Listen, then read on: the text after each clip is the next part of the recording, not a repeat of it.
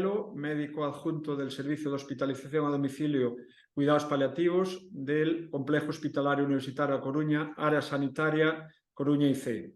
Vengo a presentar lo que es la unidad de coordinación y apoyo asistencial a residencias de mayores y de discapacidad del Área Sanitaria de La Coruña IC. Me gustaría, previo a la disertación, contextualizar dónde surge esta unidad. Pues en marzo del 2020, al inicio de la pandemia COVID-19, pues un poco la gerencia de este área sanitaria me solicita que contribuya con mi ayuda a ayudar a las residencias a enfrentarse a lo que era la pandemia COVID-2020. Ese fue el origen. Comenzamos a trabajar, comenzamos a ayudar a los brotes COVID. En este área sanitaria lo que hicimos fue medicalizar todas las residencias que así lo precisaron, y ese fue un poco el centro del que partimos para ya en junio del 2020 crear oficialmente a nivel de este área sanitaria esta unidad. Y ya otro paso que dimos en septiembre del 2020 fue crear un equipo multidisciplinar, que más tarde les contaré, que realmente es un poco el que hace la labor de trabajo de múltiples especialidades, médicas y no médicas, enfermería, trabajo social, psiquiatría, y que son un poco los que han desarrollado pues lo que les voy a exponer a continuación.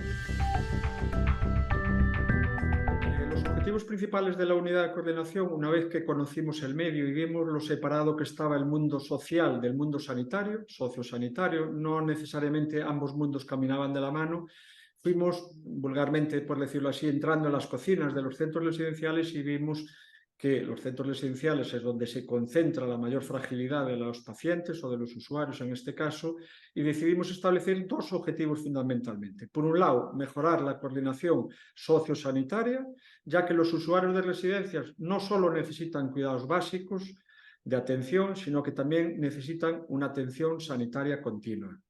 Y otro objetivo fue establecer entre esos dos mundos tan separados circuitos de comunicación y de continuidad asistencial. El facilitar a los profesionales de residencias, fueran sanitarios o no sanitarios, el acceso al sistema sanitario. Dentro de los objetivos que nos habíamos puesto en la unidad de coordinación, que era la mejora de la coordinación sociosanitaria y establecer los circuitos correspondientes de comunicación y continuidad asistencial, teníamos un problema principal, que era que los usuarios de residencias no estaban identificados en su historia clínica. Sabíamos que teníamos 4.000 usuarios en una residencia, pero cada vez que contactaban con el sistema sanitario, nadie sabía que eran usuarios de residencias. Dentro de los resultados tuvimos que identificarlos a todos ellos de tal manera que todos los usuarios de residencias ahora tienen un identificativo en la historia clínica del SERGAS. Cada vez que contactan con el sistema sanitario tenemos identificado que es un usuario de residencias para de esta manera, una vez identificado, proporcionarles la continuidad asistencial debida. De esta manera, la gestión administrativa que hace esta unidad de residencias es censar la historia clínica a todos los usuarios, que son 4.000 plazas de residencias, entendiendo que hay, por desgracia, muchas altas y bajas, sobre todo muchas bajas, porque en torno a un 25% de los usuarios de residencias fallecen cada año. Es decir, que si tenemos 4.000 plazas, pues 800 usuarios van a fallecer y va a haber 800 incorporaciones. Con lo cual, las propias residencias nos notifican sus altas y bajas y nosotros administrativamente elaboramos ese censo administrativo que nos permite identificar cada vez que un usuario de una residencia está en urgencias de este hospital, automáticamente se identifica y a partir de ahí establecemos los circuitos de continuidad asistencial. Siempre son las mismas personas los que los ven y si tuviera que ingresar en el hospital, siempre ingresan en la misma planta, que es la planta de crónicos complejos. En relación a esto, decir que lo que tuvimos que construir en septiembre del 2020 fue un equipo interdisciplinar.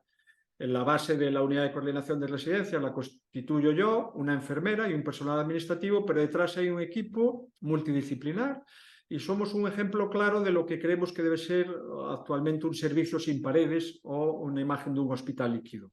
El origen de nuestra intervención siempre fue ambulatorizar al máximo todos los procesos que se pudieran hacer en las residencias, que no tuviera que desplazarse ni un solo usuario al hospital. Por desgracia, muchas veces tienen que desplazarse y una vez que entran en el hospital, con esa identificación que tenemos previa, los distintos equipos, hablamos de medicina interna, hablamos de psiquiatría, hablamos de trabajo social, hablamos de nutrición, se ponen en marcha, Si hay que verlo en urgencias, lo vemos. Si ingresa en una planta, lo van a ver los distintos miembros del equipo, con la idea de proporcionarle el alta a la mayor brevedad posible.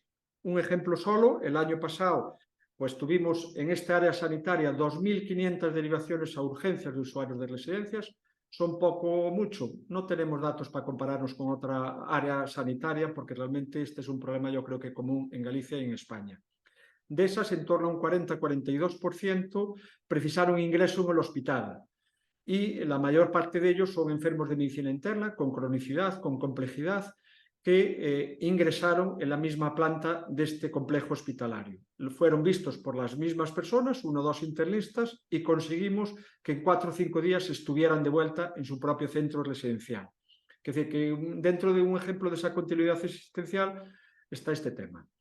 Otro tema y resultado que hemos intentado mejorar es la formación de los profesionales de las residencias. No solo hicimos gestión administrativa, no solo hicimos atención sanitaria, sino que hemos elaborado un plan de formación, tanto online como presencial, para todos los profesionales, inicialmente de esta área sanitaria. Actualmente se realiza para todos los profesionales de residencias de toda Galicia.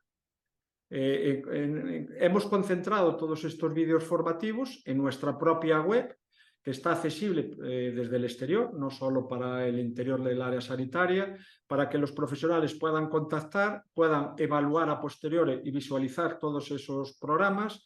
Y tenemos constancia de que el año pasado hubo más de 15.000 personas que accedieron a la web para visualizar estos programas formativos.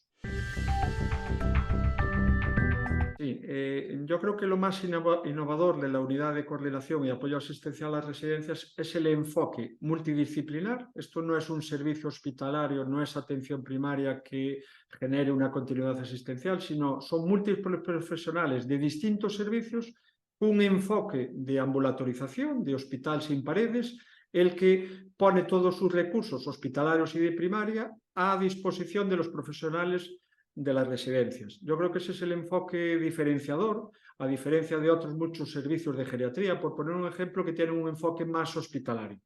Nosotros surgimos, nacemos con la orientación de que todo lo que se pueda hacer en una residencia se haga allí, y solo se venga a un hospital a hacer lo imprescindible que no se puede hacer en las residencias. Y después, dentro de la innovación, un poco ya lo mencioné anteriormente, es el plan formativo que hemos elaborado, tanto presencial como online, para todos los profesionales. En las residencias, fundamentalmente, hay profesionales sanitarios, médicos, enfermeras, hay gerocultores, pero todos muy separados del sistema sanitario. Y como les decía al principio, las personas que están en una residencia necesitan cuidados básicos, pero también necesitan una atención sanitaria continua.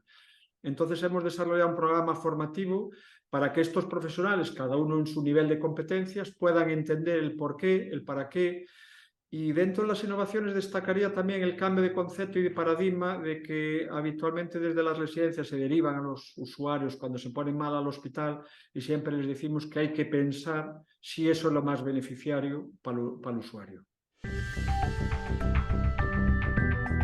Del área sanitaria, dentro de la unidad de coordinación de residencias, tenemos un afán de continuidad, de no pensar que ya lo hacemos bastante bien, sino una continuidad en la mejora. En la implementación de nuevas medidas, entre otras cosas, creíamos y creemos que nos falta un geriatra de enlace en las residencias. Ya se ha incorporado a fecha de hoy, cara a desarrollar un poco la mejora de la fragilidad, la mejora de la atención a la persona mayor, pero ya no tanto desde un punto de vista puramente asistencial cuando tienen un problema, sino desde un punto de vista de prevención.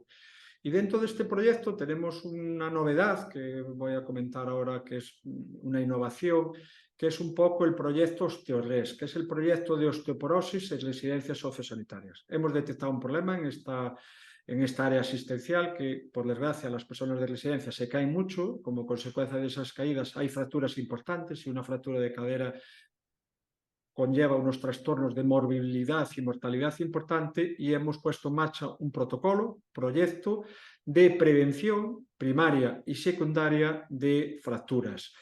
Dentro de este nivel también queremos desarrollar e implementar un poco la coordinación, desarrollar más la coordinación con atención primaria, de tal manera que cada residencia, dependiendo de su tamaño, tenga un único referente en atención primaria, 1 o 2 médicos de primaria, que permita cerrar un poco el circuito de la continuidad asistencial con el equipo multidisciplinar que ya está conformado.